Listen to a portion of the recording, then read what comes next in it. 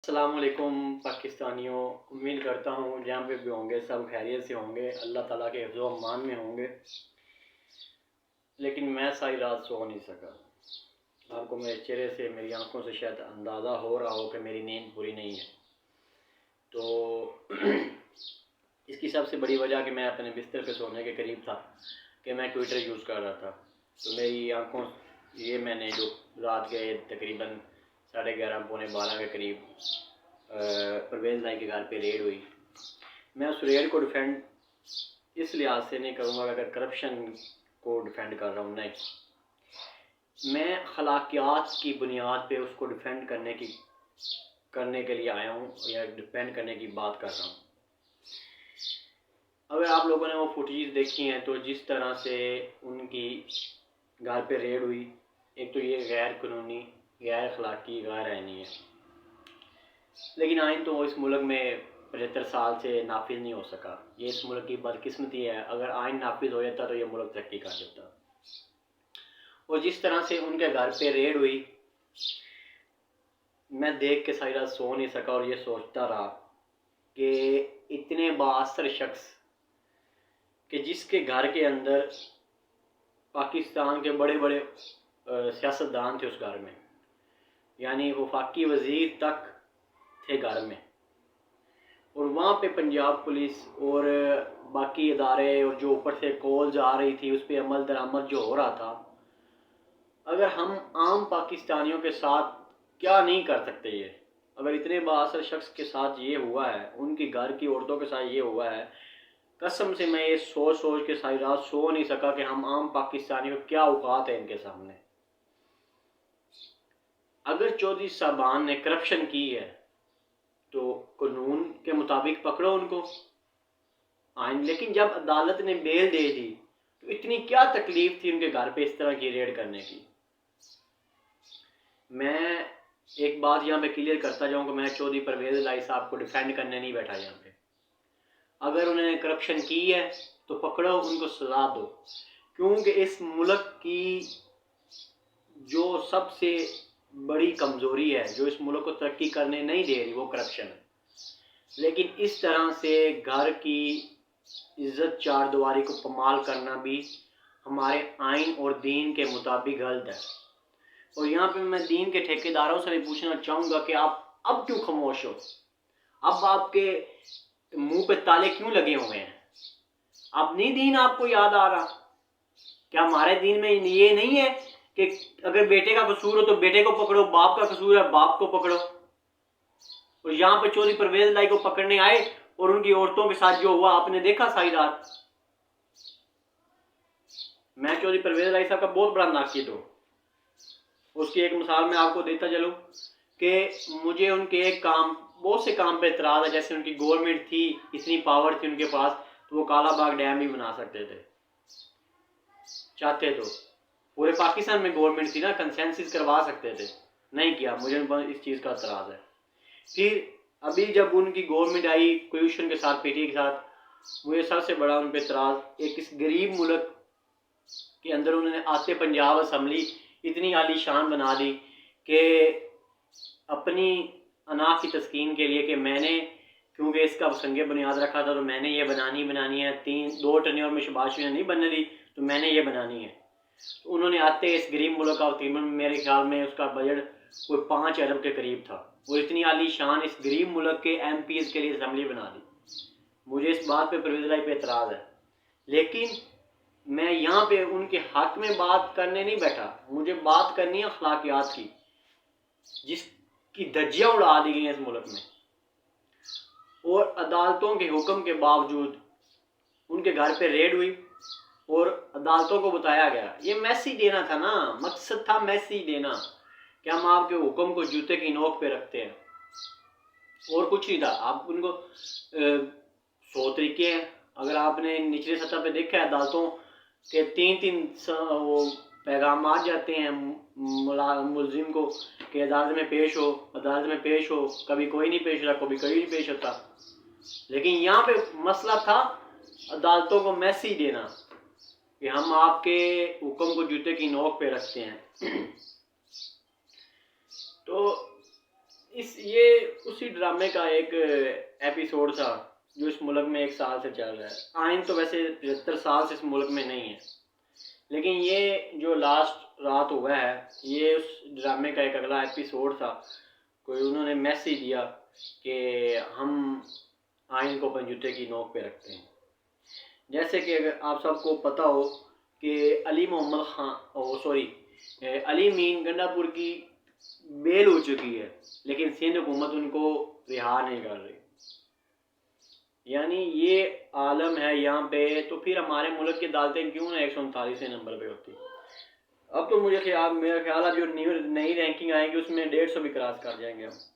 जिस तरह इस मुल्क को चलाया जा रहा है और सिर्फ अपनी अना के लिए कि हमारी जो चुदराहट है वो ख़त्म ना हो, और इंशाल्लाह ये चुदराहट ख़त्म होने के करीब है।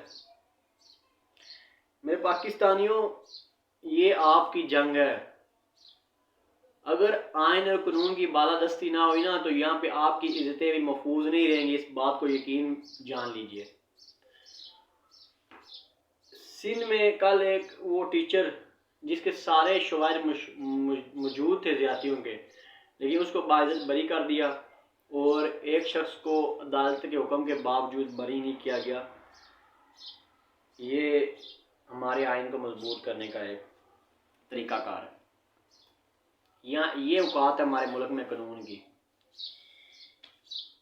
यहाँ पे अभी इलेक्शन की भी बात हो रही है कि इलेक्शन होंगे या नहीं होंगे।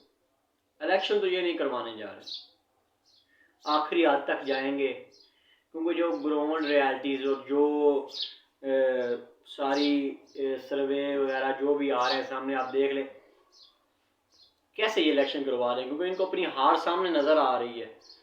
वो परसों चौथ जो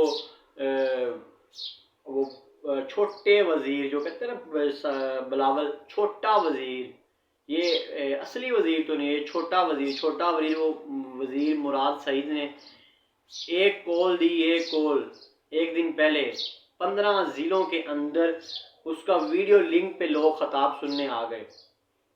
तो किस तरह ये लोग इलेक्शन करवा देंगे। वो एक मैं वीडियो देख रहा हूँ, तो शकरगढ़ का एक MP है अरसलान हफीज़, जो उसको टिकट मिली है, वो इतने बड़े जलसे कर रहा है। यानी जहाँ पे मरियम नवाज से एक हाल नहीं भरा गया, उसने अपने वहाँ के बड़े शादी हाल भर रहा है और इतनी बढ़िया रैलीज कर रहा है। जहाँ पे नून लीग का गढ़ है शकरगढ़, तो कैसे ये इलेक्शन करवा देंगे। इलेक्शन नहीं करवा रहे हैं।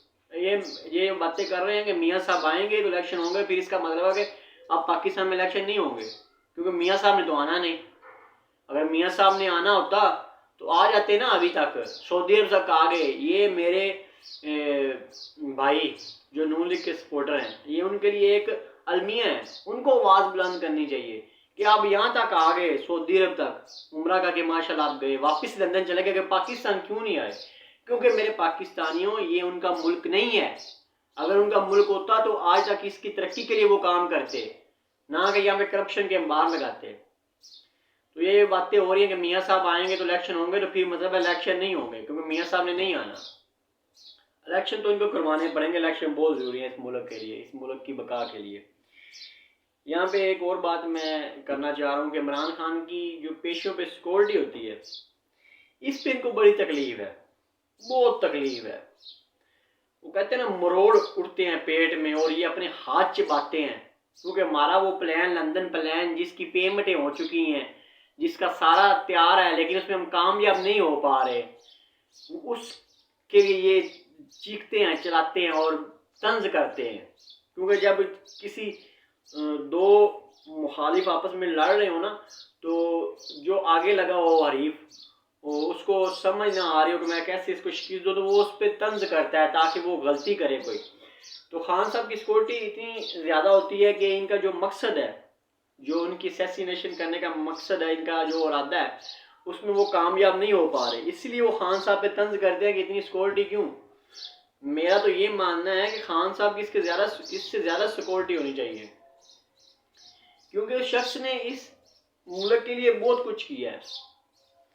मैं फिर एक और वीडियो में उस पर बात करूँगा कि वो क्या कुछ किया है उन्होंने इस मुल्क के लिए।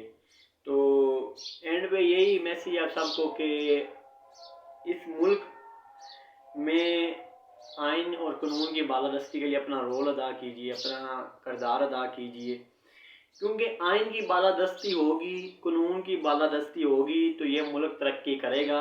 इसके बगैर ये मुल्क तरक्की नहीं कर सकता। और इस मुल्क की तरक्की बहुत ज़रूरी है। अगर आप निचले सतह पे आ जाएं, निचली सतह पे देखें आगे, तो लोग बहुत तंग हैं, बहुत तंग हैं लोग। सिर्फ और सिर्फ सफेद पोशी बरकरार रखी हुई है, बाकी हालात बहुत टाइट है। तो शायद परवेज लाई के घर पे जो रेड हुई है, तो आज सुबह या दिन में खबरें आ जाएंगे पेट्रोल 150 रुपये लीटर हो गया है, दोबारा डॉलर 180 पे आ गया, लेकिन ऐसा नहीं होगा। और ये रेड इलेक्शन को भी रोकने के एक हो सकती है मकसद, इलेक्शन को रोका जाए, किसी तरह इस तरह के हालात पैदा किए जाएं जो रास्ता निकल रहा है इलेक्शन का वो ना हो सके।